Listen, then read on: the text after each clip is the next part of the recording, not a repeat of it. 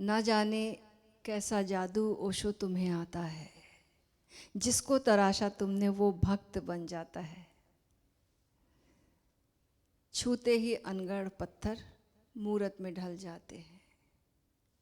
ना जाने कैसा जादू, एक ही जादू ओशो जब देखते हैं,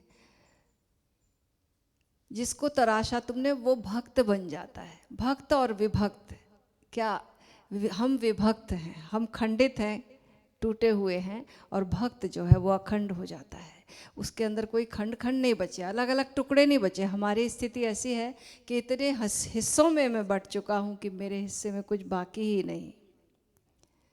जिंदगी से बड़ी सजा ही नहीं, जुर्म क्या है कुछ पता ही नहीं।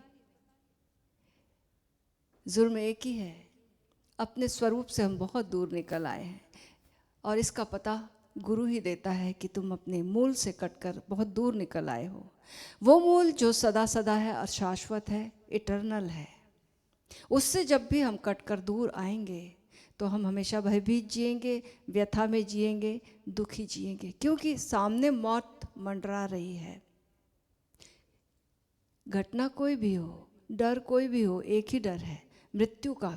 आगे पीछे सब जगह दिखाई देता है कि लोग जा रहे हैं। तो जब तक उस चीज का पता ना चल जाए जो कभी हाथ से जाती ही नहीं, जो सदा सदा से थी, सदा सदा से है और सदा सदा रहेगी, तो ये जादू ओशो को आता है कि ओशो तुम्हारे दर पर जीवन बदल जाते हैं। हमारा एक जीवन है, जीने का ढंग है कि हम क्षण भंगुर चीज़ों को पकड़ते हुए और मृत्यु से कंपित जीते हैं, भय से कंप कर जीते हैं। क्योंकि जो भी चीज़ें हैं इस दुनिया में, जो आकार में आई हैं, समय में आई हैं, वो सब तो फिसलती जाती हैं। ओशो तुम्हारे दर पे जीवन बदल जाते, वो दृष्टि देते हैं कि क्या है और क्या था और क्या रहेगा, क्या इटर्नल है। वो एक दृष्टि देते हैं और वहाँ पर अपने जीवन ऊर्जा को केंद्रित करने की पद्धति देते हैं, जिसका नाम है ध्यान। ओशो तुम्हारे दर पे जीवन बदल जाते हैं। तूफान में जो बुझ रहे थे वो दीप जल जाते हैं। ये जो लहरें और जो हवाएं, क्योंकि सतह पर तो लहरें हैं, सतह पर जहाँ खड़े हम लहराता संसार समुंदर, चल हंसावा देश जहाँ है मान सरोवर।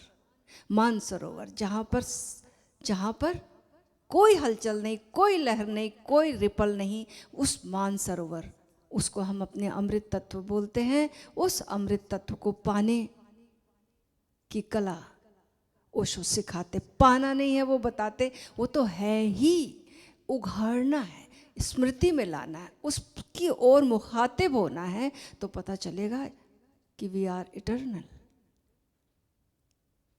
तो एक गीत है, इसको गाकर क्या क्या है और क्या क्या नहीं है इसका डिस्क्रिमिनेशन करेंगे। जो हमेशा से था कायम वो सदा रह जाएगा।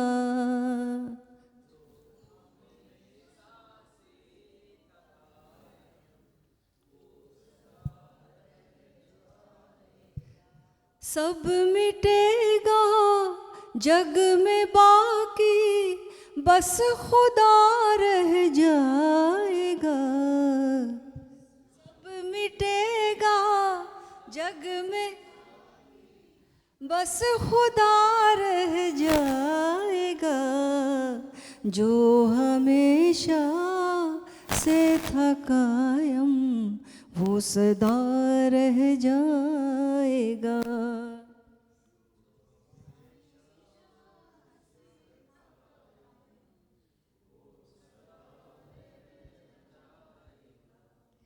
तू धरा पे कुछ न लाया, ना धरा से ले जाएगा।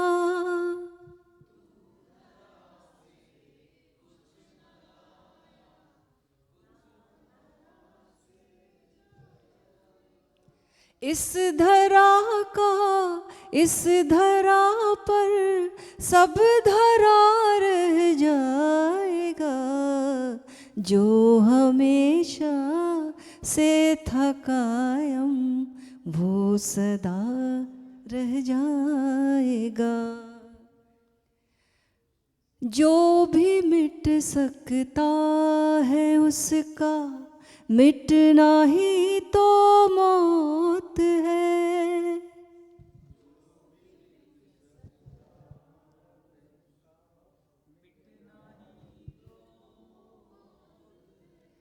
जो कभी मिटता नहीं बस वो बचा रह जाएगा।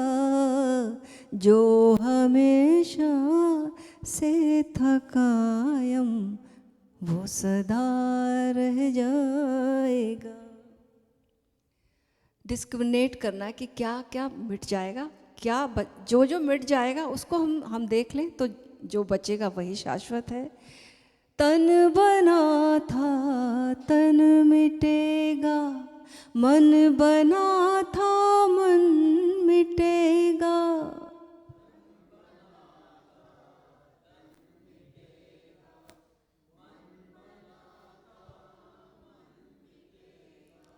ये निरंकार साक्षी अमृत है सदा रह जाएगा।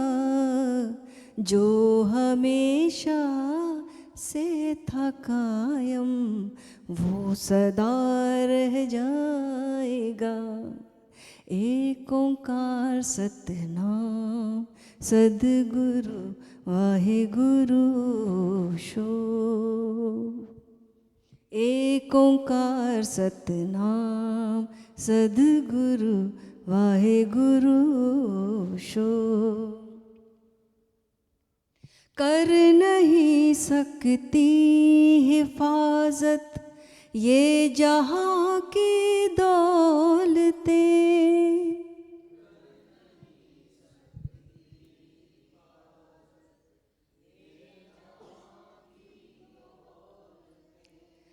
आसरा ले रब का बस ये आसरा रह जाएगा। एक ओंकार सतनाम सतगुरु वाहेगुरु शो। सदगुरु की नाव में आ बैठ दरिया पार कर।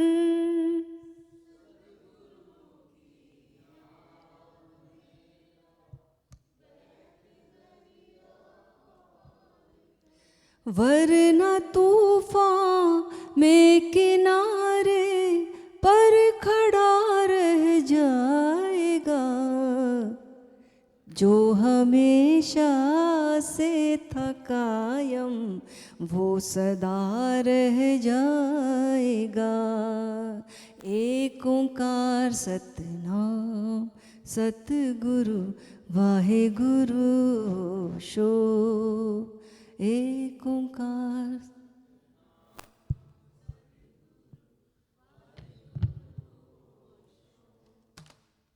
कंटिन्यू करें, गाएं और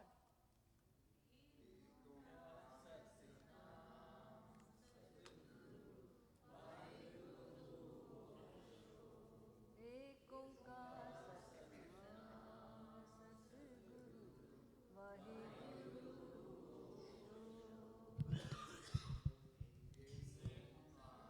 एक ओंकार सतनाम सतगुरु वाहेगुरु शो। एक ओंकार सतनाम सतगुरु वाहेगुरु शो। एक ओंकार सतनाम सतगुरु Waheguru. So how can we remember our Amrit nature? A person who considers himself only a body can never move towards the Amrit. We have to remember that we are not the body, we are not the mind. This is the practicing, this is what we practice in our meditation. Learn to separate your identity from the body. This remembrance has to be repeated again and again. Not once we have heard that we are not body, we are not mind, we are not feelings. This is not enough. We have to continuously contemplate it, not the contemplating only, not the contemplating, experiencing actually. Each moment, whenever you remember, just be in that this remembrance has to be repeated again and again. I am not the body. The deeper is feeling is, the more will be the progress towards Amrit. But life reminds us, when we are hungry, when we are feeling hungry, when we get hurt, when we get pain, when we have headache. This is the feeling in every situation. The amazing thing is that the truth is that which there is no proof, and untruth is that it is having everyday proof. We are having the proof that I am hungry, I am having pain, I am having headache, I am hurt. This gives us proof. But the truth, the Amrit doesn't give us a proof. How we have to associate with our Amrit? We have to practice with Sakshi, with Tathata, suchness, in Vipassana, in Pranayam, in intermittent fasting. When we are in fast, it is easy to feel that body is separate, and we are the thing. Who is experiencing the hunger, it is separate. Who is feeling the hunger, it is separate. It is very easy when we are in intermittent fasting for 2 hours, from 14 to 16 hours. We can feel very easily, because the node get changes. It is in neutral gear, the consciousness in. जब हम intermittent fasting करते हैं, तब हम अपने अमृत को बहुत आसानी से जान सकते हैं. इंटरमिटेंट फास्टिंग में क्या होता है कि हम 16 घंटे कुछ नहीं लेते, 8 घंटे हम लेते हैं भोजन. आहार 16 घंटे के लिए नहीं है, और 8 घंटे के लिए हमारा आहार हम ले रहे हैं. उसकी टाइमिंग अपने आप सेट हो जाती है. इस समय क्यों अमृत की अनुभूति होती है, इसे हम समझ लें. जब हम भोजन लेते तो हमारी जो बॉडी है, शरीर जो है, भोजन से ऊर्जा ग्रहण करता है, और उससे हमारा जीवन चलता है.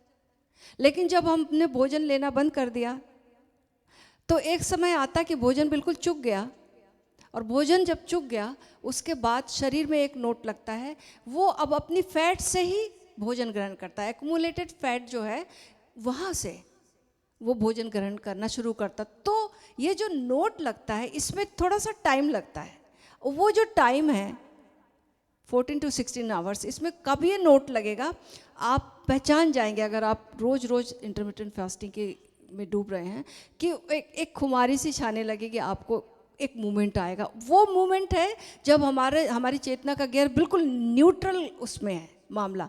क्योंकि अभी एक जो सिस्टम है, उससे दूसरे सिस्टम पे अभी नहीं पहुँचे. तो वो जो बीच की अवस्था है, हम कहीं भी नहीं हैं, हम नहीं शरीर में हैं, हम नहीं कहीं पर नहीं है, वो नोट चेंज हो रहा है. तो उस समय उस न्यूट्रल गियर में बहुत आसानी से हम महसूस सकते हैं अपनी बॉडीलेसनेस को. हम बॉडी नहीं है ये हम फील कर सकते, फिर भी हम हैं ये फील कर सकते हैं. तो इंटरमिटेंट फास्टिंग के द्वारा हम फील कर लें इसे. उपवास का मकसद यही था असली, अपने निकट. ओशो बताते ना, उपवास अपने निकट पहुंचना. तो अपने निकट हमारा होना अमृत है, शाश्वत है. अपने निकट कैसे पहुंचेंगे? उपवास के द्वारा. जब ये गियर चेंज होता है, अब शरीर में ऊर्जा नहीं बची भोजन की, तो अब फैट से ले रहे हैं, उस समय हम अपने भीतर डूब सकते हैं. अपने अजन्मा को, अपने अमृत को हम पहचान सकते हैं, उससे तादाद में बना सकते हैं. और बार बार ऐसा करने से हमारी उसके साथ पहचान घनीभूत होती जाती है. उसमें रमना सीखना होगा, उसमें जीना सीखना. अभी हमारी स्थिति क्या, भूख लगती है शरीर को, तो हमें लगता है हमें लगी भूख हमें लगी. प्यास लगती है, किसी ने कुछ कह दिया, हमें कुछ हुआ, चोट लगी, हमें लगी. क्योंकि ये शरीर और आत्मा इतने पास हैं कि ये तादाद में बड़े आसानी से हो जाता है. और हमारा फॉल्स जो होना है, वो सोचता है कि ये मैं हूँ. एक बहुत सुंदर ओशो ने कहानी बताई है कि एक बार एक किसान और राजा की ये कहानी है। राजा बहुत शौकीन था आखिट खेलने का, शिकार करने का।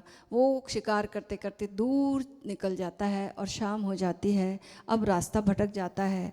रास्ता भटकने के बाद उसे कोई अब समझ में कुछ नहीं आता, लेकिन फिर अचानक उसे दूर एक झोपड़ी दिखाई देती है। वो झोपड़ी की ओर जाता है और वहाँ देखता कि एक किसान चला आया। किसान ने देखा, अरे अतिथि देवो भव, वो तो इस ख्यालात का था। किसान ग्रामीण था, सच्चा सहज युवक था। उसने अपने घर से पानी निकाला कुएं से और अतिथि के पैर धोए, बैठाया उन्हें और फिर राजा को पानी पिलाया। पहली बार राजा ने जब पानी पिया, प्यास में, राजा को प्यास लगी, इतनी देर वेट कौन करता है, पानी पहले उपलब्ध होता है। अब यहाँ पहली बार प्यास लगी, फिर पानी आया, तो ऐसा उसे ऐसी तृप्ति मिली राजा को, बहुत प्रसन्न हुआ। उसके बाद उसने सूखी रोटी लाकर अपनी लाई, सर्व की। तो भूखा था राजा, तो उस भूख में, भूख के पहले भोजन उपलब्ध होते थे नाना प्रकार के, लेकिन आज पहली बार उसने भूख को देखा। और भूख के बाद जब वो भोजन, सूखी रोटी मिली, तो उसे ऐसे लगा पता नहीं कितने स्वादिष्ट भोजन जो मिलते थे, कभी ऐसा टेस्ट नहीं आया था जो उसे आया, और खुशी मिली उसे। अब उसे लगा इस किसान को मैं क्या दे सकता हूँ। उसने उस किसान को कहा कि तुम्हें मैं क्या दूँ, ऐसा लगता है, मैं पूछना चाहूँगा कि तुम यहाँ के इस इलाके के राजा से मिलना चाहोगे, इस राज्य के राजा से मिलना चाहोगे, तुमने देखा है उन्हें? तो किसान ने बोला, मैंने नहीं देखा, मैंने उनकी बहुत तारीफ सुनी कि वो परमात्मा जैसे ही हैं, भगवान ही हैं, इतने अच्छे हैं। तो राजा ने कहा किसान से, चलो मैं तुम्हें राजा से मिलवाऊंगा। उसने कहा ठीक है। चूंकि अब लौटना था राज्य की ओर, तो घोड़ा तो एक ही था, एक ही घोड़े में राजा बैठे थे। जिस घोड़ा में किसान को बुलाया और बोला कि आप भी आइए, तुम भी आओ और बैठ जाओ। उसी घोड़े में किसान भी बैठ गया। अब दोनों चले राज्य की ओर। राजा ने बोला कि तुम्हें मैं बता देता हूँ कि तुम कैसे पहचानोगे राजा को, क्योंकि तुमने तो कभी देखा नहीं है। तो जब हम राज्य की गेट पर पहुँचेंगे, तो वहाँ पर बहुत सारे लोग लेने आएंगे, बहुत सारे लोग लेने आएंगे, आतिशबाजियाँ होंगी, बहुत बहुत लोग। जो देखना, जिस व्यक्ति के आगे कोई झुक झुक कर सलाम कर रहा है, बहुत आदर व्यक्त कर रहा है, वही व्यक्ति राजा होगा। ठीक है, किसान ने बोला ठीक है। अब जब राज्य का गेट आया, पहुँचे थे वहाँ पर, तो देखा कि बहुत बाजे बज रहे हैं, बैंड बज रहा है, शहनाइयाँ बज रही हैं, खुशी में लोग राजा को लेने आ रहे हैं, झुक झुक कर सलाम कर रहे हैं, आतिशबाजियाँ हो रही हैं। तो राजा पीछे मुड़ता है, किसान से पूछता, कुछ समझ में आया, कौन है राजा? तो किसान ने कहा, जी समझ में आया, लगता मैं ही हूँ राजा, मैं ही हूँ राजा। क्योंकि इतनी करीबी थी, डिस्क्रिमिनेट करना मुश्किल था। ऐसी तो हमारी हालत है, इस शरीर में यही अमृत का वास है, चैतन्य का वास है, लेकिन हम सोचते कि हमें सलाम किया जा रहा है। कल को इस शरीर में जब नहीं रहेंगे तो कौन सलाम करता है? फिर एक थोड़ी देर के लिए बैठाना मुश्किल, लिटाना मुश्किल है, बहुत जल्दी पड़ती है भेजने की, कैसे भेजा जाए? तो जब तक ये राजा मौजूद है भीतर चैतन्य, तब तक सलाम हो रहा है, तब तक सब कुछ हो रहा है, सारे अनुभव तभी तक हो रहे हैं, उसकी मौजूदगी में हो रहे हैं, उसकी उपस्थिति में हो रहे हैं। वो विदा हो गया तो कोई अनुभव नहीं बचता। लेकिन बहुत आसान है कि एकता महसूस करना, इस एकता को तोड़ना ही साधना है। इस एकता, ये डिस्क्रिमिनेट करना कि I am not the body, मैं शरीर नहीं हूँ, मैं शरीर नहीं हूँ, इसकी साधना कैसे की जाए, यही बताया कि इंटरमिटेंट फास्टिंग, जब कुछ लोग उपवास रखते हैं उसको इस तरीके से बदलें। प्राणायाम से जब हमारी ऊर्जा बढ़ती है, उस ऊर्जा में हम महसूस कर सकते हैं, हमारे फैले हुए ऑरा में हम महसूस कर सकते हैं, ज़्यादा अच्छे से अपने को एसोसिएट कर सकते हैं कि मैं शरीर के पार, वो जो फैल रहा, वो जो फैलाव है, वो जो ऊर्जामय शरीर है, वहाँ पर मेरा होना है। और आसानी से अपने अंतरतम तक हम जा सकते हैं और उस तत्व में स्थित हो सकते हैं जो शाश्वत है। अपने इटर्निटी को हम पहचान सकते हैं। विपස්සना के द्वारा सांस आ रही है, सांस जा रही है, आती जाती सांसों के माध्यम से पुल की तरह है। एक शरीर का छोर है, दूसरा शरीर अशरीरी छोर है, निराकार छोर है। तो सांस एक ब्रिज की तरह है। इस ब्रिज के माध्यम से हम दूसरे छोर में अचानक प्रैक्टिस करते करते अचानक वो अनुभव हो जाता है, बहिर्कुंभक की स्थिति में हो जाता है,